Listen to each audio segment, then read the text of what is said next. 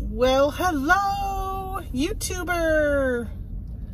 All right, probably should have waited till I got out of the parking lot. I didn't realize all of a sudden there's all these cars coming in and out. Come on, go. I can see you. Yep. All right. Well, hi. I know it's been a while since I've posted a video, like a few weeks. So I thought I would jump on here and say hi and give you guys just a quick update. I got about a 12-minute ride home. And, all right, yeah, this is not good. Why didn't I start this after I got out of this mess? Today is the first day back to school for kids, so it's pretty crowded here. It's the day after Labor Day. Actually, I'm hoping maybe I can even get this up today because I don't have a lot on my plate. Well, I say that, but this is where I why I haven't been posting much is my sales have been really busy. Yesterday I packaged like 30 orders on Labor Day, and today I think I got like 4 or 5 more that I got overnight that I got a package. I've got one lady who said she just put 7 things in her cart and wanted to know if I would combine shipping. And you know, I don't use business policies on eBay, and I probably really should. But it's just every time I've gone to tackle it, it's been so time consuming to do it because it's just, I've got so many different types of shipping options that I've created over the years that is just crazy. So I don't use those. I'd love to put up like some type of shipping discounting thing, but I really don't fully understand how to do that. I feel like every time I've kind of tried to do that, it hasn't really worked out. So what I told her, and a lot of times what I'll do is I'll say to them, like they'll be like, oh, I want both of your whatever, right? So if I buy both, can I save? And I say, oh yeah, you can save, and I'll go on and I'll edit the shipping, or yeah, most of the time I just go in and edit the shipping and then they go and buy it. Or sometimes I'll even just create a listing, which I did not long ago. I just went and I took the other item and added it to one of the listings and took the other listing down and did it that way. Well, this one, she wants 7 items. I'm like, 7 items? Oh my gosh, somebody must be getting sick. They just pulled over and opened their door really quick on the passenger side. I can't see. But, so I ended up telling her just to go ahead and buy them all, and I will refund her any overage. Because sometimes you don't know, like there's times when I've said, okay, I'll just, because a lot of times I'm not in my office, I'm not pulling the items and weighing them, I'm just kind of guessing. And I have been bitten before when I've said, oh yeah, it'll weigh this much, and then it ends up being a lot more when you combine items. And a lot of times, a lot of the stuff I sell is first class, but when you combine 7 of them, you're definitely going to be looking at a higher class. So either a Priority or FedEx or UPS. And yeah, so this is just easier, and then I'll just weigh it, and then I usually keep a couple bucks for supply expenses, and then I'll refund the rest to her, just so they feel like they've got a deal. Which I just sold something on Etsy yesterday, full price. So I usually run, right now I'm running 50% off all of my, or actually 75% off all of my 2023 planners. And I ended up, so legally, you're not supposed to run a sale all the time. So what I do is I run it and then I stop it on the day before the last day of the month. So last month it was on August 30th. So August 31st, there's no sale on anything. And then usually on the 1st of the month, I go and put the stuff back on sale. And on eBay, I've been increasing my discount up to the 75. So some things are at 50%. Next month they'll be at 55. And then I'll put new stuff at 50. And so forth. So I've been doing that, which I've been talking about that for a while on this channel, and that's why I think my sales are just incredibly higher than normal. Just got some really good deals, but I'm trying to clear out some old stock, and I said trying like it's not working, but it is working. It's doing actually a really good job. I'm very happy with it, but I will say that every now and then something sells and I'm like, oh my gosh, I paid $8 for that sourcing and I just sold it for $5. But then I tell myself, well, you're recouping $5. So in the long run, it works out better for me, even if I'm losing some money, to at least be recouping some money. Like all those planners, I'm way below what my cost of goods are on them, but I can recoup something rather than getting nothing. Because especially with the planners, what do you do with old planners? I got a bunch of 2022 planners I never sold that I've got. It's just a guessing game on how many you need. And obviously 2022, I went a little overboard and I got too many.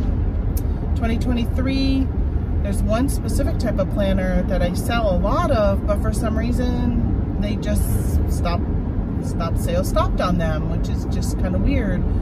Usually by the beginning of February, my sales slow down considerably in that realm of stuff. Well, I sold one of them on Etsy yesterday for full price, and I almost am tempted to send them a partial refund and say, hey, thanks for buying this. I don't know, I just feel kind of weird. I'm wondering if maybe they think it's a 2023, 2024 planner, which is what I've got mostly in my store right now, is carrying those. And I'm wondering if maybe they're thinking that that's what that one is. So they might get it and then decide, oh crap, I didn't want this one, and want to return it. So I'm gonna wait, and then maybe what I'll do is, if they decide they want to return it, I'll just say, hey, what if I gave you 75% back? And then you can just keep it and use it for the rest of the year, and then get one from January to December planner instead of a 17 or 18 month planner. So we're gonna try that. So I have been so busy listing. If I'm not listing, I've been camping, and that's what my husband and I have been doing a lot of this summer, of course, even last summer, so once we bought the RV, doing a lot of camping. I just went and gave blood. Can you see my Band-Aid? I had to give some lab work done. For those who don't know, I'm a diabetic, so every 3 months I get my A1C checked. The doctor's okay with doing it every 6 months, but I personally like to see every 3 months, just so it kind of motivates me a little bit to kind of get back on track if I'm weighing away a little bit. So in this case, I switched over to a new medicine, and I kind of really wanted not to wait 6 months to see if the medicine is working. Plus, I'm hoping to go up a dose in it. So we'll see how that goes. So yeah, so we're camping next week. We camped last week. This whole week, we're not camping. We did decide to take this whole week off because we just need to catch up on so much stuff. And I know for me, I was doing really well with listing for the month of July. And then we ended up taking off a lot again. And you know, where I live in northern New York, it's right at the top of the Adirondacks. And I'm actually not in the Adirondacks, but if I drive, I don't know, 10 minutes, 15 minutes, I'm in the Adirondacks. And once you hit the Adirondacks, forget it for cell service. Like, coverage is not good. So when we go camping a lot of times, I don't have coverage. So I would love to take a bunch of pictures. Like yesterday I took a bunch of pictures, and I listed a ton yesterday. But I would have loved to have just been able to take a bunch of pictures, and then when I'm camping, just sit there and list some every day. But that's not possible where we camp. And we camp all over, but New York State itself is just, there's so many dead zones for Verizon. I love camping at Coles Creek up on the St. Lawrence Seaway, and yeah, forget it.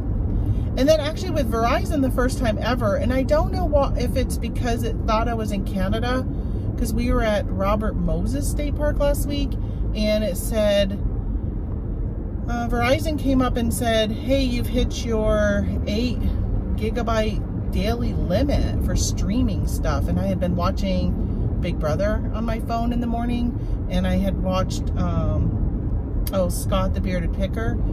And I'm like, well, wonder why that is. Like, I've never gotten that before. And I wonder if it's because it thought at one point it said, welcome to Canada, which I get a lot up here. I mean, you just drive near the border and it bounces to the Canadian towers. But it still said LTE. So I was thinking, because most of the time it'll say Bell if I'm on the Canadian network.